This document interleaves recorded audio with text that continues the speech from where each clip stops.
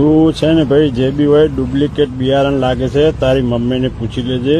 તારો બાપ ચોક વાસણ કસવા ગયો છે અને બીજાનું બિયારણ લાગે છે તું, એટલે હું છે ને તને બ્લોક કરું, કારણ કે તારા જેવા નીચ અને નિમ્ન કક્ષાના માણસોને જવાબ આપવા માટે મારી જોડે ટાઈમ નથી, બરાબર. અને તું ઓરિજિનલ જો તો નમસ્કાર મિત્રો, સ્વાગત છે તમારું અમારી યુટ્યુબ ચેનલની અંદર. મિત્રો તમે કોલ રેકોર્ડિંગ સાંભળ્યું હશે કે એની અંદર જે મિત્રો કિંજલ દવેના પિતા જે મિત્રો લલિત દવે જે મિત્રો એક વ્યક્તિને બોલી રહ્યા છે, જે મિત્રો તમે વિડીયોની અંદર સાંભળ્યું છે ને તમને બધાને ખબર જ હશે કે અત્યારે મિત્રો થોડાક સમયથી જે મિત્રો કિંજલ દવેના જે પરિવાર છે, જે મિત્રો અત્યારે સોશિયલ મીડિયાની અંદર એમના વિડીયો બહુ વાયરલ થઈ રહ્યા છે.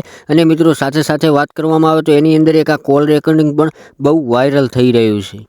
અને સૌથી પહેલાં મિત્રો આગળ વાત કરવામાં આવે તો તમને બધાને ખબર જ હશે કે હમણાં થોડાક સમયથી જે મિત્રો કિંજલ દવેની સગાઈ કરવામાં આવી હતી ધ્રુવેલ શાહ સાથે, અને એની અંદર મિત્રો વાત કરવામાં આવે તો ત્યારબાદ મિત્રો સોશિયલ મીડિયાની અંદર ઘણા બધા વિડીયો વાયરલ થઈ રહ્યા હતા. અને ત્યારબાદ મિત્રો વાત કરવામાં આવે તો કિંજલ દવેના પરિવારને જે મિત્રો સમાજ દ્વારા બ્રાહ્મણ સમાજ દ્વારા મિત્રો એમને નાતબારા કરી દેવામાં આવ્યા હતા. અને ત્યારબાદ મિત્રો વાત કરવામાં આવે તો એક વ્યક્તિએ જે મિત્રો કિંજલ દવેના પિતાને ફોન કરે છે અને એની અંદર મિત્રો જે કિંજલ દવેના પિતા છે એ વ્યક્તિને ગાળે કરે છે, અને એનું કોલ રેકોર્ડિંગ અત્યારે મિત્રો વાયરલ થઈ રહ્યું છે.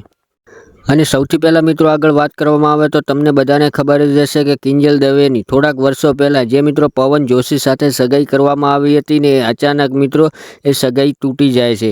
તો મિત્રો ત્યારબાદ થોડાક સમય પછી જે મિત્રો અત્યારે ધ્રુવેલ શાહ સાથે કિંજલ દવેની સગાઈ કરવામાં આવી છે, અને ત્યારબાદ મિત્રો એમના સમાજે જે બ્રાહ્મણ સમાજે એક મોટો નિર્ણય કર્યો છે અને કિંજલ દવે અને કિંજલ દવેના પરિવારને જે મિત્રો સમાજથી બહાર કરી દેવામાં આવ્યા છે.